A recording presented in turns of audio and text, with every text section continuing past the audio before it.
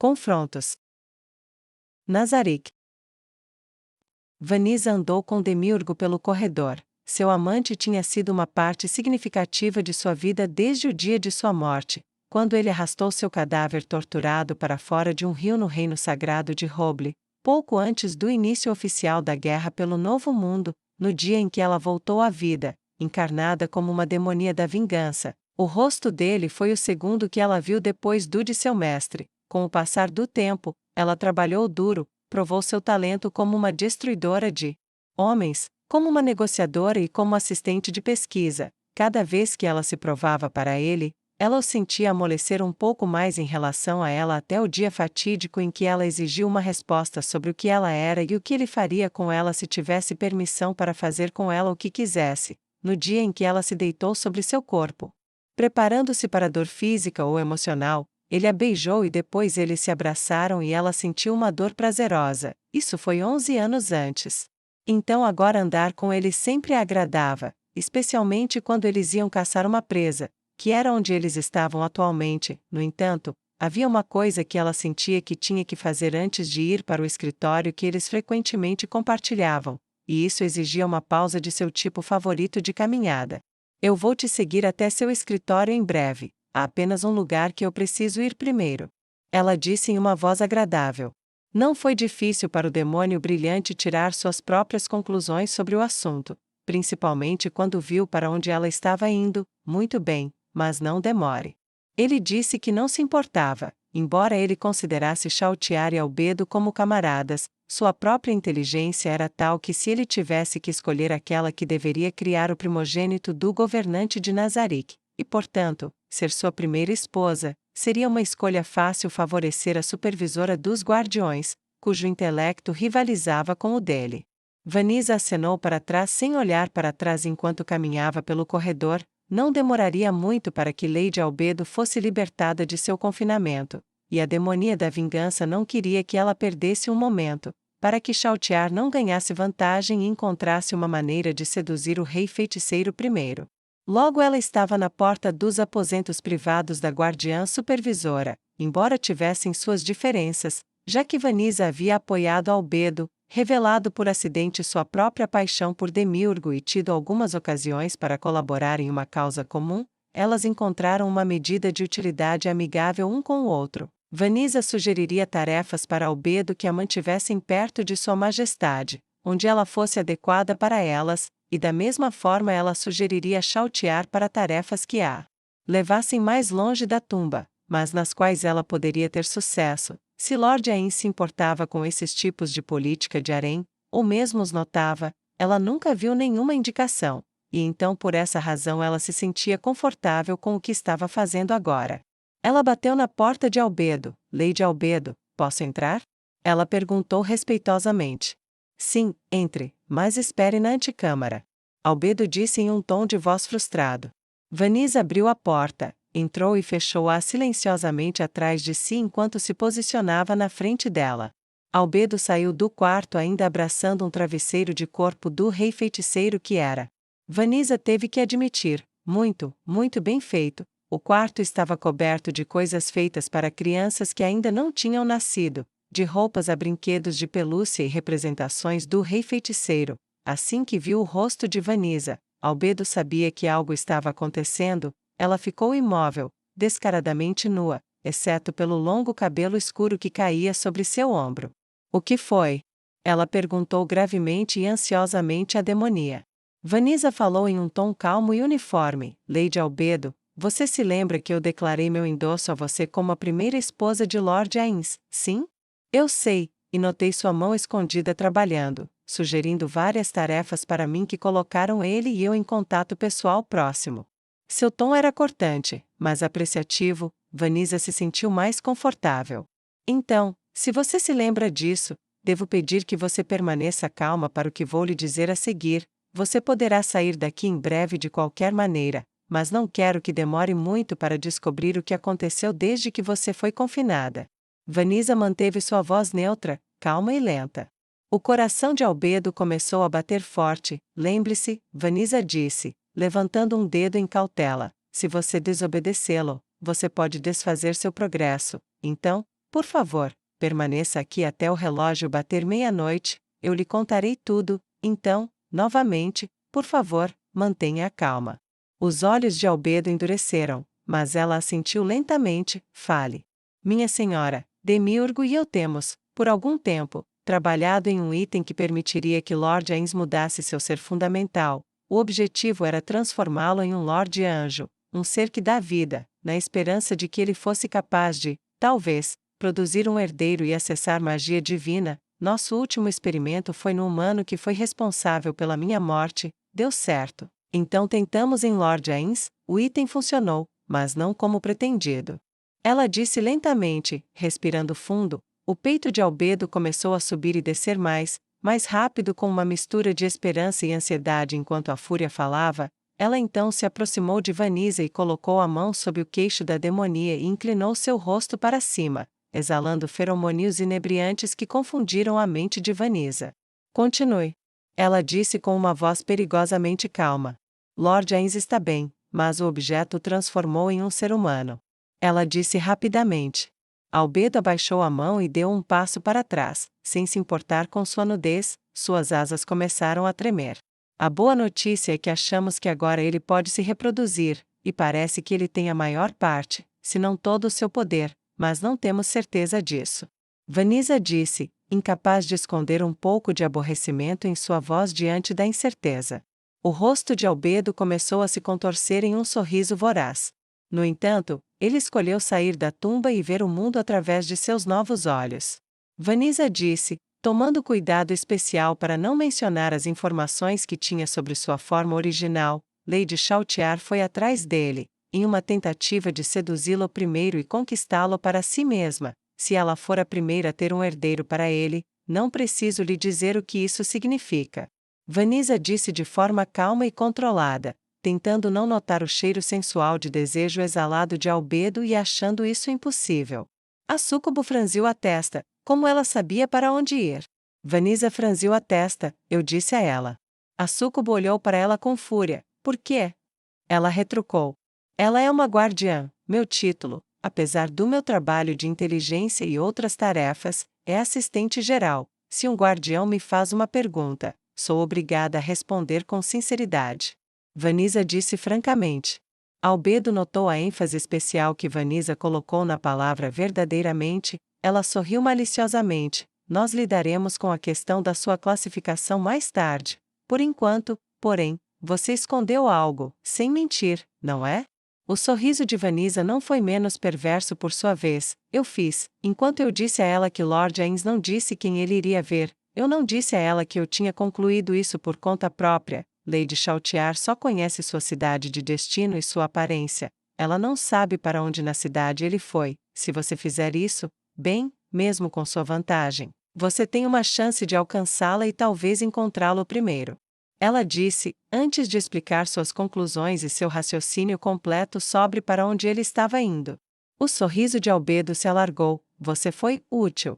Ela disse, era talvez o maior elogio que ela poderia oferecer. E Vanisa o aceitou graciosamente com uma reverência de cabeça. Ela então explicou em detalhes o que havia concluído sobre os planos de viagem dele, tomando cuidado especial para informar a guardiã supervisora que ela não estava violando ordens de nenhum tipo, mas estava apenas seguindo-as ao fornecer essas informações a quem as pedisse dentro da tumba. Depois que ela terminou, ela enfiou a mão no bolso e retirou um pedaço de papel e o entregou a Albedo. Eu não sou muito artista, mas este é um esboço de como ele está agora. Não sei quanto tempo ele planeja ficar em qualquer um dos lugares que quer visitar, então você pode precisar disso para encontrá-lo depois. Esta é toda a ajuda que posso lhe dar, minha senhora. Depois que eu partir, irei com Demiurgo para caçar os materiais que precisamos para fazer um item para retornar Lord Ains ao seu estado anterior. Levará 2 semanas, pela nossa estimativa aproximada. Depois que tivermos isso, levará 1 mês para criar o item, então você tem 6 semanas para encontrá-lo, seduzi-lo e dar a Nazarick um herdeiro de seu corpo. Depois que tivermos o que precisamos e o restaurarmos, pode levar 100 anos até que tentemos isso com ele novamente. Vanisa disse enfaticamente. Albedo franziu a testa diante disso. 100 anos, então devo agir rápido. Ela disse, e começou a vestir suas roupas. Desejo-lhe sorte, Lady Albedo. Vanessa disse com sincera educação. Vanessa se virou e abriu a porta para sair. Assim que o fez, Albedo olhou para ela e disse um curto e cortante obrigada. A demonia da vingança abaixou a cabeça em reconhecimento silencioso e saiu. Fechando a porta atrás de si, ela então correu para se encontrar com Demiurgo. Dentro de 1 hora eles estariam vasculhando o Império Feiticeiro em busca do tipo de poder que precisavam para o trabalho que pretendiam. Seriam algumas semanas muito ocupadas. Cidade de Carne.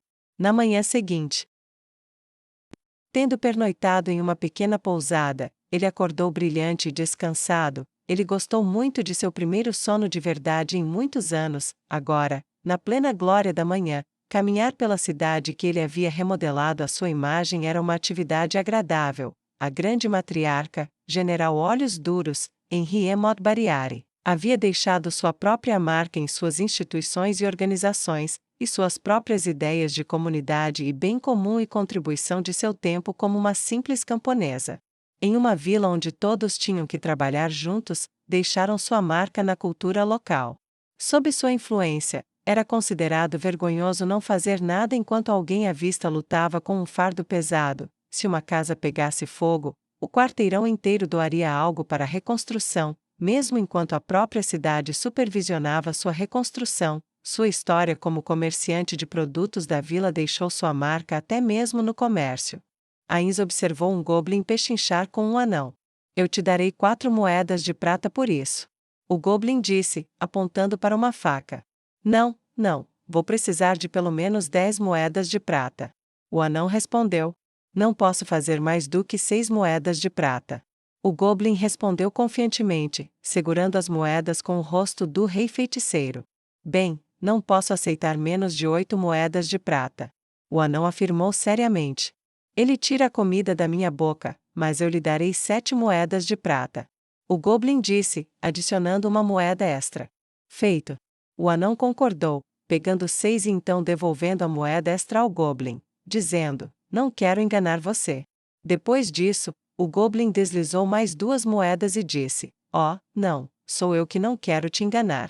Depois que cada um orgulhosamente insistiu que tinha conseguido a melhor parte do acordo, cada um jogou as moedas extras em uma caixa de doações do Templo da Justiça Negra mantida em várias lojas mercantis. O goblin foi embora com a faca, o comerciante ficou com as outras 6 moedas e ambos foram embora felizes, cada um orgulhoso de ser o negociador superior, e por sua vez, feliz por ver que tinha comprado e vendido para uma pessoa de tamanha generosidade o templo no qual eles adoravam o rei. Feiticeiro em seu aspecto favorito. Ainz queria rir da cena enquanto a via se desenrolar, mas a verdade é que ele era orgulhoso demais para rir. O personagem em exibição demonstrava espírito comunitário, confiança, orgulho e generosidade. Este novo mundo concordava com ele. Era um passeio matinal fácil do seu tipo favorito. O estalajadeiro informou alegremente sobre os serviços que a Papa estava dando naquele dia, e Ainz estava confiante de que poderia arranjar algum tempo com ela sem sair de sua persona de Ele se perguntou como ela pareceria para ele com suas emoções totalmente intactas. Seus anos de orientação e sua devoção abjeta e amor por ele não foram não correspondidos. Totalmente fora do escopo de suas intenções, ele gradualmente chegou a uma afeição filial por ela, mesmo como um morto-vivo. Como ele se sentiria, agora que podia sentir tudo? Era uma pergunta que o incomodava mais do que deveria. Ansiedade também era uma emoção que ele podia sentir agora, e enquanto ele revirava a pergunta em sua mente, ele sentiu que pesava sobre ele. Como se ele não sentisse nada, ele se sentiria culpado por isso? Olhar nos olhos da escuridão sem fim, os olhos de terror que invocaram ira, dor e morte sobre exércitos, e sentir o mesmo medo que os outros sentiam? Sua expressão tinha se tornado mais dura e feroz desde que ele a viu pela primeira vez. No entanto, mesmo assim, em seu primeiro encontro, sem a profundidade da emoção humana, ele havia chamado os olhos dela de assustadores em sua mente e virou o rosto para longe dela para não vê-los. Ele temeria aquele que o amava como um pai? Ele seria forçado a virar o rosto novamente? Era desagradável contemplar, isso era ainda mais verdadeiro, porque ela era quem ela era agora, por causa dele. Cada pergunta feita com ansiedade que não era respondida, criava uma nova pergunta em seu rastro conforme passava, e o rastro no mar de pensamentos e sentimentos ficava cada vez maior até que eram como um tsunami dentro de sua mente. De repente, ele se viu sentindo falta de seu amortecedor emocional. Era tudo, simplesmente demais. Ele teve que parar em sua caminhada até o templo. Ele olhou ao redor e encontrou um banco de parque. Uma de suas muitas inovações eram assentos públicos e pequenos pedaços de verde para as pessoas aproveitarem. Espalhados pela cidade havia caminhos e pedaços de natureza cuidados e protegidos por vivos e mortos-vivos. Ele se sentou dobrado uma perna sobre a outra e esticou os braços ao longo do encosto do banco. Ele respirou fundo pelo nariz e exalou pela boca enquanto olhava para o céu azul. Infinito, isso o lembrou do planeta azul. Ain se perguntou se seu velho amigo ainda estava em fóruns reclamando contra a ruína de seu mundo. Ele estava vivo? O planeta azul havia partido anos antes do fim e nunca havia retornado. Ele havia voltado afinal, mas apareceu em outro lugar, em algum outro momento? Isso novamente fez seus pensamentos voltarem para seus outros amigos e tudo o que eles significavam para ele. Isso, por sua vez, o trouxe de volta para quem ele iria ver agora. Como um esqueleto morto-vivo, ele a ressuscitou dos mortos simplesmente porque ele se esforçou nela, mas ela foi tão longe por ele. Tal lealdade fervorosa não poderia ser negada em troca, mas a mesma profundidade que ela ofereceu, não importando o risco para seu próprio coração. Ele foi incapaz de retornar graças ao seu inibidor. Então, uma maravilha veio sobre ele: eu vou conhecer minha filha pela primeira vez? Em um sentido muito real, ele sentiu que esse era certamente o caso. O que eu digo? Ele se perguntou em voz alta, olhando ao redor como se para encontrar respostas que ele não achava que estavam lá. Ele olhou ao redor com tanta intensidade, sem realmente ver nada, que não percebeu quando uma garotinha se aproximou e parou na frente do banco à sua direita, olhando para ele com um dedo na bochecha e olhos pequenos e estreitos. Ela olhou para ele com tanta intensidade que ele eventualmente sentiu e olhou para ela. Olá.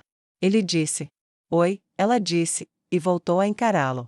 Tem alguma coisa no meu rosto? Ele perguntou à menina, que ele estimou ter uns 5 anos, e tocou no lado que ela estava olhando. Ela disse. O quê? Ele perguntou, esfregando gentilmente. Medo. Ela disse, algo assustador por aqui? Ela perguntou.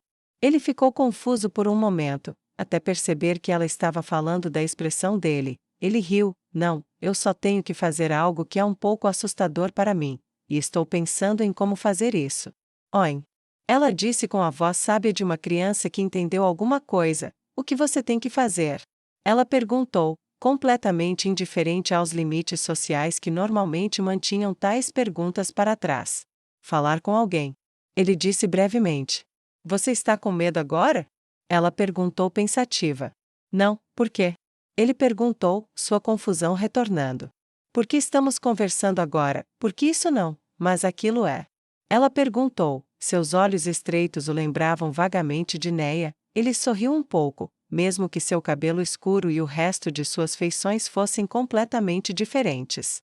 Ele cruzou os braços no colo, porque ela é meio que uma filha, mas eu era diferente naquela época. Agora, não sei bem como vou me sentir, ou o que devo dizer a ela. Ela pensou por um momento e então disse, como se estivesse oferecendo a sabedoria dos séculos. Quando meu pai fala comigo, se ele tem que dizer coisas assustadoras, ele segura minha mão para que eu não fique com medo. Ains riu. Isso é legal, mas isso é diferente. Eu fiz algumas coisas que não deveria ter feito, e coloquei coisas nela que a fizeram se machucar muito feio. Eu não queria que acontecesse dessa forma, mas do jeito que eu estava naquela época, eu não conseguia ver, então agora eu estou vendo ela pela primeira vez. Ele balançou a cabeça, ela estava parecendo confusa. Se você fizer algo ruim, você tem que pedir desculpas, então você tem que abraçá-la. Ela fechou suas pequenas mãos em pequenos punhos e franziu os lábios para ele. Talvez você esteja certa, talvez seja um começo. Ele disse, olhando para ela atentamente, você é uma garota muito inteligente. Eu sei, ela disse com um grande sorriso de boca aberta. Um momento depois, uma voz gritou, Neia, Neia, venha aqui e pare de incomodar o bom homem. A garota olhou para trás e Ains olhou para cima. Um casal decentemente vestido sorriu se desculpando e uma mulher de cabelos cor de palha se aproximou para pegar a garotinha. Espero que ela não tenha sido um incômodo. Ela disse enquanto a menina abria os braços para ser pega no colo, o que sua mãe gentilmente fez. De jeito nenhum, disse Ains, perplexo, ela é uma criança precoce. Imagino que seu nome seja uma homenagem à Papa? A mulher assentiu. Sim, meu marido e eu nos conhecemos em um dos acampamentos demi-humanos quando éramos mais jovens. Neia foi a primeira humana que vimos quando fomos libertadas. Quando esta nasceu, ela deu um tapinha no nariz da menina, provocando uma risada. Só havia um nome que poderíamos dar a ela. Boa escolha. Ains disse, desejo a você um dia agradável. Ele disse com um aceno casual, obrigado pelo conselho, Neia. Ele disse, e o casal foi embora e desapareceu em uma esquina. Que garotinha agradável. Ele pensou em voz alta, ele gostou da quietude de seu momento na agitação ao seu redor, mas tal coisa não poderia durar para sempre. Ele se perguntou se Chautiar e Albedo escolheram esperar que ele retornasse, ou se elas tinham vindo à cidade para procurá-lo. Ele teve o cuidado de não dizer quem ele iria ver, então isso deveria lhe dar tempo suficiente antes de seguir em frente. Trancar o espelho tinha sido uma boa decisão. Desde o incidente do macarrão, ele as manteve longe dele sem sua permissão expressa, então, pelo menos, elas teriam que encontrá-lo da maneira usual. E nenhuma mensagem ardente e desesperada tinha chegado. Ele suspirou de alívio com isso, ele não estava com vontade de dar desculpas. Finalmente ele se levantou e começou a andar o resto do caminho até o templo. Ele conhecia o caminho muito bem, era o maior templo para ele no mundo em termos de área. Embora o de Oburns fosse mais alto, o do reino dos elfos alegava ser o mais bonito, um fato que os anões de ambas as cadeias de montanhas contestavam. Mas eles passavam mais tempo discutindo entre si do que com qualquer outra pessoa. O de Arvintar ostentava as maiores doações, e o de Restize alegava, ele não conseguia se lembrar no momento, mas cada templo alegava exceder todos os outros de alguma forma, mas o da cidade de carne era único, principalmente porque foi aqui na antiga vila que ele mostrou sua ira pela primeira vez para aqueles que o cruzaram, e salvou uma vila assim. Seus passos não ficaram mais pesados conforme ele se aproximava, quando viu o grande templo, pedra preta e porta vermelha se destacando entre todos os outros edifícios próximos, ele sentiu sua respiração acelerar, mas em vez de medo, uma sensação de ansiedade o dominou, como se ele fosse ver alguém que sentia muita falta.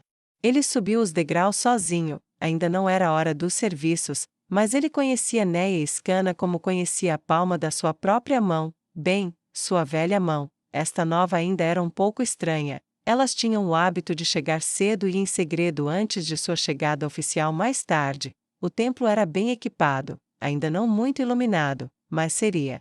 Quando o sol subia mais alto no céu, os grandes padrões de vitrais projetavam imagens no chão e banhavam os presentes em luzes multicoloridas. Neia falava, contava uma história, sua paixão agitava a determinação da multidão e ela fazia um argumento sobre justiça. Frequentemente, ela pedia para alguém se apresentar e falar contra ela. Se quisesse, isso raramente acontecia. Mas aqueles que o faziam às vezes se tornavam sacerdotes da justiça negra quando ela era movida por sua paixão e convicção. Scanna às vezes dançava e chamava os outros para fazerem o mesmo. Ele tinha visto tal coisa acontecer no espelho. Nosso Deus quer que sejamos felizes, portanto, devemos rir, dançar e cantar. Que Deus digno não chamaria nossa felicidade em sua lei, o maior louvor? Alguém havia dito, era um sentimento que Ains poderia apoiar, ainda mais agora que ele próprio era humano e podia experimentar a plenitude dessas coisas novamente. Ele seguiu para o fundo do salão, e como se tivesse planejado, esbarrou em Neia, que caiu pesadamente no chão. Ela olhou para ele surpresa e completamente incrédula, enquanto Ains olhava para ela em um momento de silêncio atordoado e absoluto.